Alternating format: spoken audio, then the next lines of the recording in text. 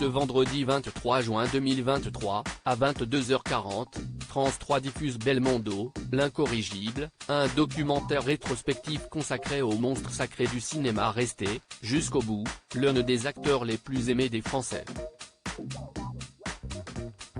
Mais dans une vie de gloire, Jean-Paul Belmondo traversa aussi de rudes épreuves dont l'une, en particulier, le blessa au plus profond de lui-même.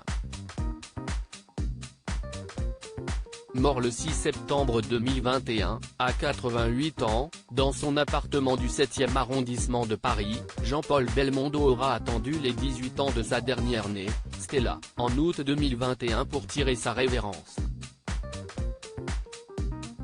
L'ami rival d'Alain Delon, autre monstre sacré du cinéma français, aura fait preuve d'une bravoure sans égale, survivant 20 années à la vie qui, en 2001, l'avait laissé grandement diminuer. Belmondo, dont on ne retient que l'inaltérable bonne santé et bonne humeur, a en réalité affronté d'autres épreuves dans sa vie.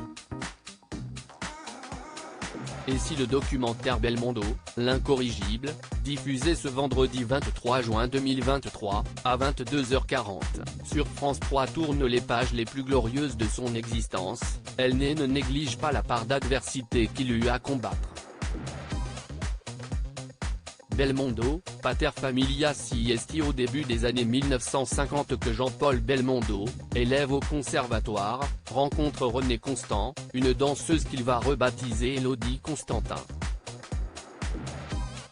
Le jeune couple a un premier enfant, Patricia, qui voit le jour en 1953.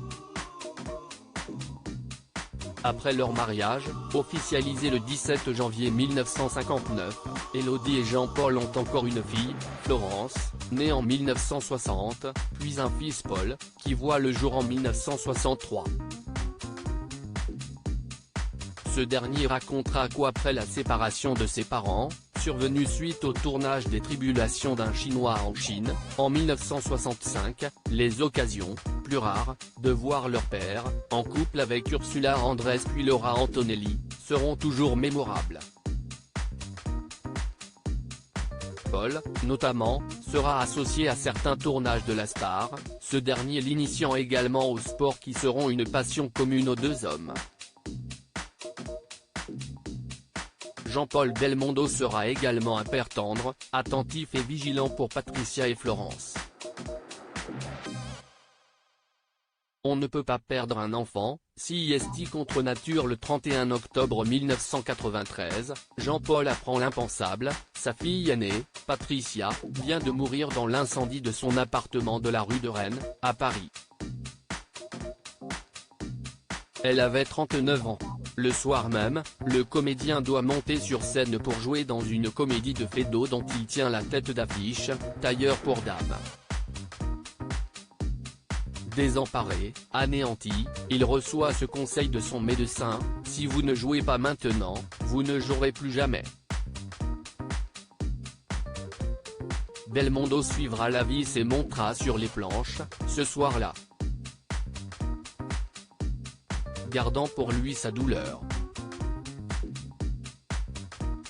Mais, beaucoup plus tard, il témoignera dans ses mémoires, intitulées Mille vies valent mieux qu'une, Fayard, ma petite chérie, ma fille Patricia, n'a pas eu le temps d'avoir 40 ans. Ma petite fille est morte. Elle qui faisait ma joie, travaillant comme moi dans le cinéma, mais derrière la caméra, mon enfant, je ne la prendrai plus dans mes bras.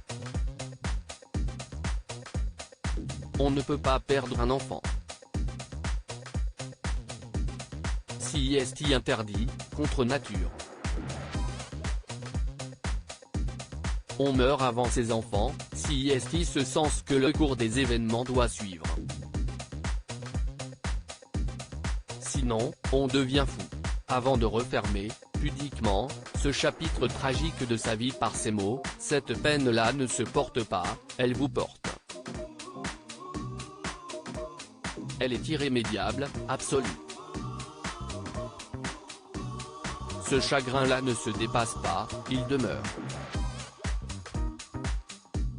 Heureusement je ne suis pas seul. soleil et douleur ineffaçable pour son père, Patricia Belmondo a été inhumée au cimetière du Montparnasse, à Paris.